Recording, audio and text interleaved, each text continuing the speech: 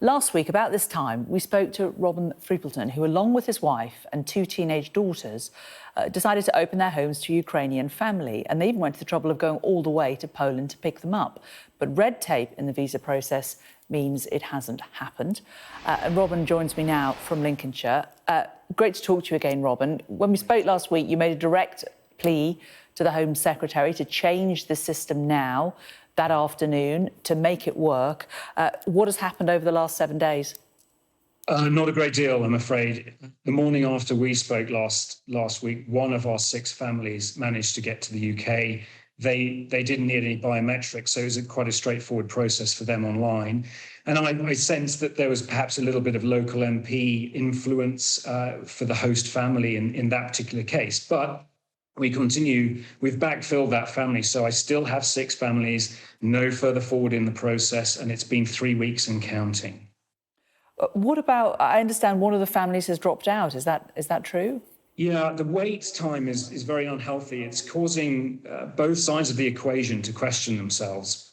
So we're finding that some of the families, the Ukrainian families, are looking online at the downside of the UK and so on. They're also hearing that the process is taking a long time. They've got children and they're getting increasingly uncomfortable staying on the floors of Polish schoolhouses and so on. So they're reversing their decisions and they're getting on coaches that are going to all the other countries across Europe. We are an outlier in what we're doing by holding the people back in these temporary centres of accommodation. So families that did want to initially come to the UK are basically just giving up and now trying other countries. Yeah, we're seeing that, and so it's causing people to question, and it's raising their stress levels.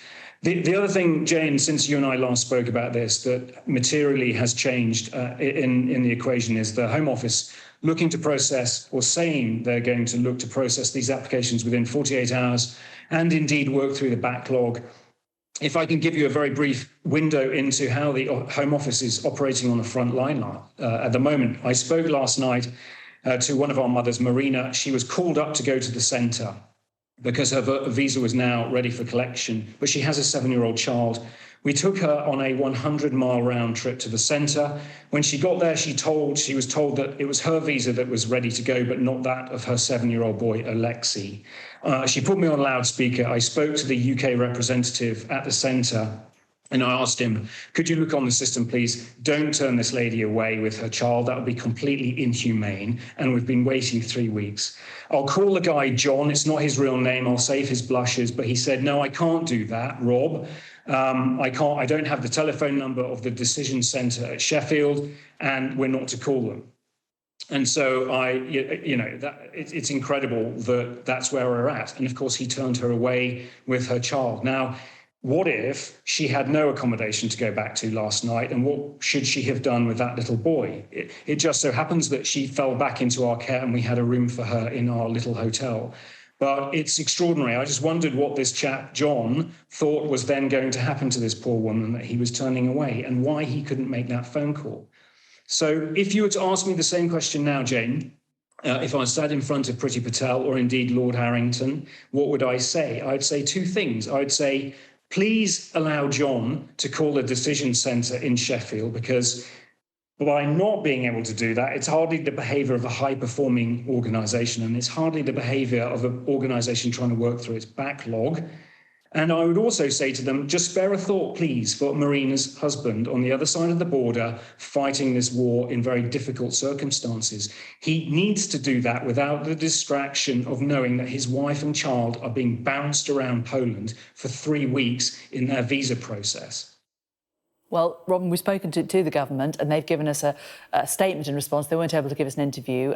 They said the Homes for Ukraine scheme was set up in record time, but we acknowledge progress approving visas has not been good enough.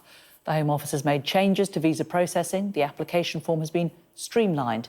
Ukrainian passport holders can now apply online and do their biometric checks once in the UK, and greater resource has gone into the system. This is allowing us to welcome people faster, while still maintaining security checks which ensure those who could pose a threat to our safety are prevented from getting here, and human trafficking is addressed. And Robin, I imagine you would argue to that presumably a 7-year-old boy is not especially a security threat and unlikely to be trafficked if he's with his own mum.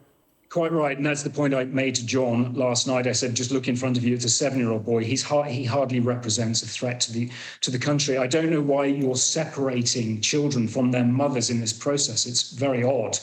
And anecdotally, there you have it. As of last night, you have a Warsaw application centre not being able to speak to the decision centre in Sheffield. That is a fundamental breakdown of communication in that process. Well, Robin, we will keep in touch with you and do keep us updated as to how you're getting on. Best of luck with those families that you're trying to bring across. Thank you, Jane. Thanks a lot.